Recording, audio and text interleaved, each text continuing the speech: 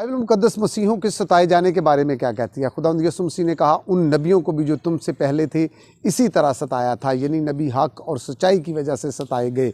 और जब हम हक, सच्चाई, अंजील की वजह से सताए जाते हैं, परसिक्यूट होते हैं, तो हम उनकी मिरास में शामिल हो जाते हैं। हम हक परस्तों, ईमानदारों के फॉलोअर्स बन जाते हैं। खुदावंद यीशु मसीह ने कहा मुझे सताया तुम्हें भी सताएंगे, यानी जब हम अंजील की वजह से, मसीही होने की वजह से परसिक्यूट होते हैं, सताए जाते हैं, बुरे नामों से पुकारे जाते हैं, तो हम उसके दुखों में शामिल होते हैं।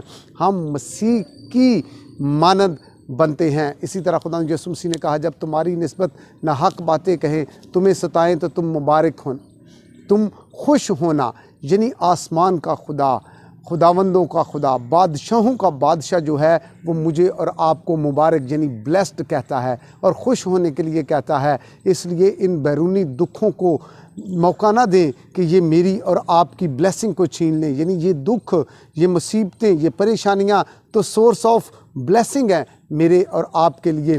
इसी तरह जब साउल को खुदावंद यीशु मसीह ने कहा कि आए साउल तू मुझे क्यों सताता है, तो साउल तो कलीसिया को और मसीहों को तंग कर रहा था।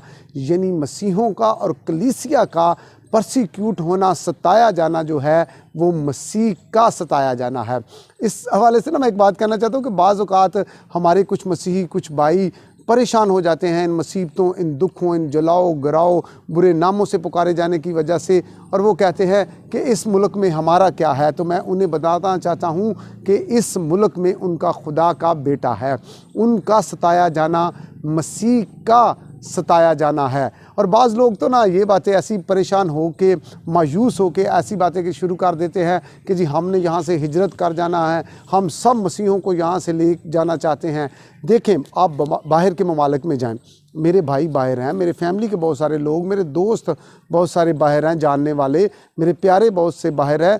बाहर अच्छा रोज़गार है, आप अच्छा कमा सकते हैं, आपकी फ़ैमिली के लिए अच्छा मुस्तकबिल है, लेकिन सब लोगों को यहाँ ले जाना, हिजरत की बातें, ये तो बिल्कुल एक ऐसे ख्वाब सी बातें, ख्याल सी बातें लगती हैं। और वैसे भी ये अंजील के पैगाम के ख़िलाफ़ बातें हैं। मुझे और आपको खुदा ने यहाँ किसी मकसद के लिए रखा है, अंजील की बिशारत के लिए, इन मुल्कों की तारीकी को दूर करने के लिए, इन मुल्कों में, इन बड़े आज़मों में, इन इलाकों में, इन शहरों में नूर को, मसीह के नूर को मुतारफ़ करवाने के लिए मुझे और आपको खुदा ने रखा हुआ है। और बाज़ औक़ात तो ना हमारे कुछ दोस्त इन दुखों, परेशानियों की वजह से इस कदर मायूस हो जाते हैं और वो अपने आप को अक़लियत कहना शुरू कर देते हैं। कहते हैं जी हम अक़लियत हैं, हमारे साथ इसलिए इस तरह का नफ़रत, तौसब, बुरे नामों से हमें पुकारा जा रहा है, हमें परसिक्यूट किया जा रहा है, हमारे घरों को जलाया जा रहा है, हम यानी बेचारे से लोग हैं। तो एक ना सतही सी, सर्फिकल सी बात है। सोशो पॉलिटिकल तौर पे देखा जाए तो मसीही कहीं भी जो है,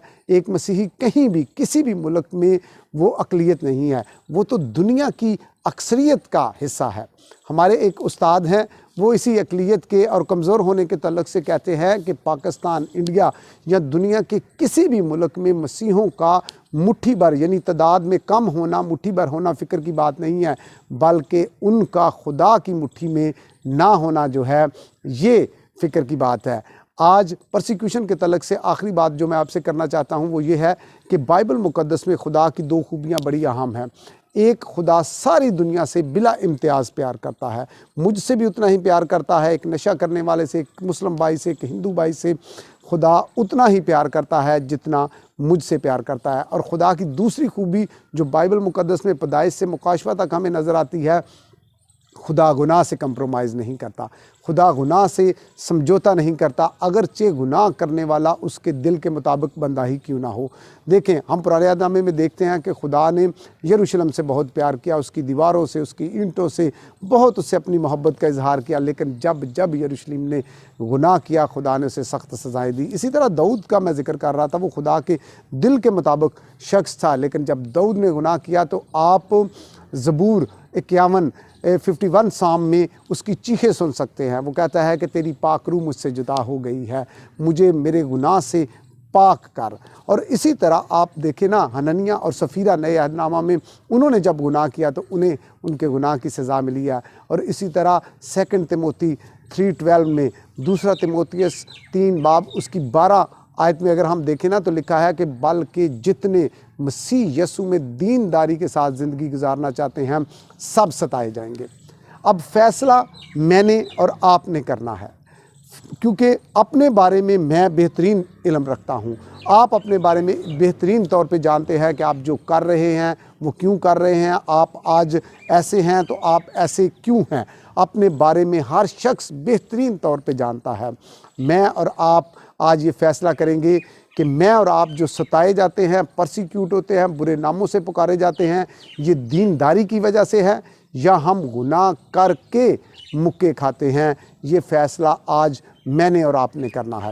اور ایوب کی کتاب نا ہمیں ایک اور بات بڑی خوبصورت سکھاتی ہے۔ ایوب کی کتاب کہتی ہے کہ اگر ہمیں نہیں بھی پتہ چل رہا، اگر ہمیں نہیں بھی معلوم کہ یہ آزمائش ہے، یہ ستایا جانا گناہ کی وجہ سے ہے، ایوب کی کتاب ہمیں سکھاتی ہے کہ اگر ہمیں نہیں بھی پتہ چل رہا تو ہمیں خدا پر بھروسہ اور اس کے کردار اور اس کی حکمت پر بھروسہ کرنا چاہیے۔ یسوع مسیح میرا اور آپ سب کا حامی و ناصر۔ آمین۔